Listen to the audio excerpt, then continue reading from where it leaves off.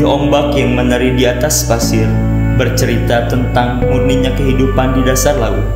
Keajaiban, keindahan makhluk di dalamnya belum semua terjamah oleh manusia, mengajarkan bahwa kekuasaan Allah sangatlah tak terkira.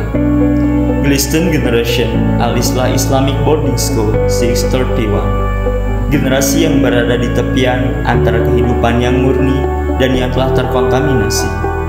Namun, saat ini makhluk di daratan, yaitu manusia, telah tertutup kesyukuran di hati mereka. Kini, umat muslim di dunia telah terpecah belah menjadi bangsa-bangsa yang kecil, diperangi, dihancurkan tanpa adanya kepedulian dari yang lainnya. Kinilah mereka berjuang sendiri untuk mempertahankan. Siapakah yang menyatukan mereka? Siapakah yang membangkitkan mereka? Siapakah yang peduli akan mereka?